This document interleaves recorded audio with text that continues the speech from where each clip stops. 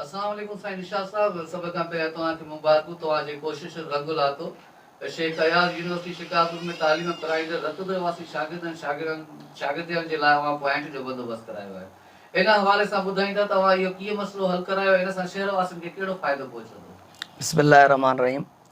सब खां पहिरियां त यूनिवर्सिटी में जेका टेस्ट ॾिनी वई उन्हनि ॿारनि एग्ज़ाम में महीनो असां तयारी कराईसीं ऐं उन खां बाद में जेको आहे त ॿारनि टेस्ट ॾिनी ऐं मेरिट ते उन्हनि खे एडमिशन मिली।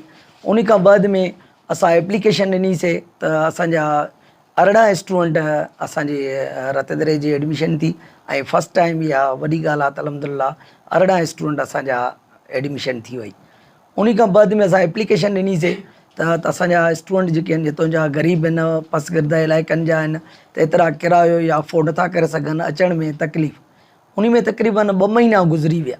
मुख़्तलिफ़ प्रोसेस हुयो, मुख़्तलिफ़ प्रोसेसनि मां उन में पोइ भट्टी साहब अॻ में वाइस चांसलर हुयो जेको हलियो वियो। पोइ चार्ज मिली साईं डॉक्टर रसूल बख़्श महर साहब खे, त उहो ॿी यूनिवर्सिटी जो वाइस चांसलर हुयो। पोइ उन खे रिक्वेस्ट कईसीं त साईं असांखे ॿारनि खे तकलीफ़ आहे, नियाणियुनि खे। पोइ उन ऐं रजिस्ट्रार आहे साईं साकिब वहाब साहब जेको आहे, त उन बि सुठी कोशिशूं ऐं ऑल स्टाफ जेको हुयो सुठो कोऑपरेटिव कयो ऐं ॿारनि जी भलाई जे लाइ उन्हनि असांखे माना अल्हम्दुलिल्लाह हाणे गाॾी ॾिनी आहे जेका रतदरे में साईं मुनीर अहमद जलबाणी साहब सां बि मिलियुमि टाइम उन खां वरितो त असां गाॾी जेका आहे रेस्ट हाउस में बीहारियूं, गवर्नमेंट जी सिक्योर आहे। सो साईं जन बि ॾाढो सुठो असांखे चयो त शहर जो मसइलो आहे ऐं गाॾी भली तव्हां हिते बीहारियो। बाक़ी जो स्टाफ ऐं अमलो जेको आहे उहो मां पंहिंजी उताक ते उनजो बंदोबस्त करे छॾियो आहे। अच्छा साईं निशात साहब, शेख अयाज़ यूनिवर्सिटी में केड़न शोबन में शागिर्द ऐं शागिर्दाणनि खे दाख़िला ॾिनी पियो? शेख अयाज़ यूनिवर्सिटी में हिन महिल 7 डिपार्टमेंटूं आहिनि, जंहिंमें BBA आहे, कॉमर्स आहे, कंप्यूटर साइंस आहे ऐं कंप्यूटर MIT आहे। उन में BSIT जेका आहे, इंग्लिश आहे ऐं लिटरेचर आहे, मैथमेटिक्स आहे। उन में जेके आहिनि त ॿार असांजा मुख़्तलिफ़ कुझु कंप्यूटर साइंस में आहिनि, कुझु BBA में आहिनि ऐं उन्हनि में जेके आहिनि त ॿार पढ़नि था माना। अच्छा सर, ॿियो सालाना हिक ॿार जो यूनिवर्सिटी जो केतिरो ख़र्चो आहे? ॿियो रतदरे खां जेका शिकारपुर पॉइंट हलंदी उन जो छा मंथली जेको किरायो आहे उहो केतिरो वरितो थो वञे फी ॿार खां? जेका पॉइंट जी फीस आहे उहा का बि कान्हे।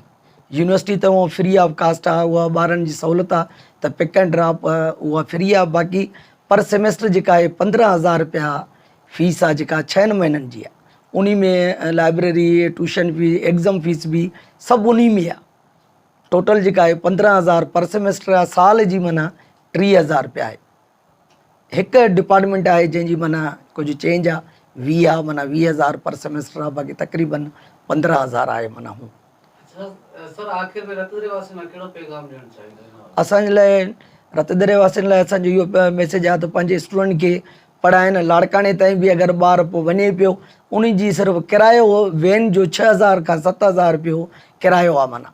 अल्हम्दुलिल्लाह शेख अयाज़ यूनिवर्सिटी शिकारपुर खां जॾहिं हितां पिक ड्रॉप बि फ्री आहे त वालिदैन जे लाइ हिकिड़ी वॾी हिकिड़ी सहूलियत आहे। पंहिंजी औलाद रोज़ानो शाम मोटी बि ईंदी, सुबुह जो हितां वेंदा ऐं पढ़ी करे यूनिवर्सिटी खां मोटी ईंदा माना। को बि ख़र्चु न आहे उन में। ऐं ॿार जेके आहिनि त हू जेके आहिनि त एक्सपेंसिस वधीक आहिनि, पर हिन में माना का बि एक्सपेंसिस न आहिनि माना। त वालिदैन खे मां गुज़ारिश कंदुमि पंहिंजे ॿारनि खे पढ़ाइनि। कॉलेज साइड डिग्रियुनि में को फ़ाइदो न आहे, रेगुलर डिग्री पढ़ंदा त कंहिं मंज़िल ते ॿार पहुचंदा माना। अच्छा साईं, हिन वक़्तु रतदरे मां केतिरा शागिर्द ऐं शागिर्दियाणियूं डेली वञनि पिया ऐं अॻिते तव्हां छा था सम्झो त केतिरा ॿार जेके आहिनि वधी सघनि था?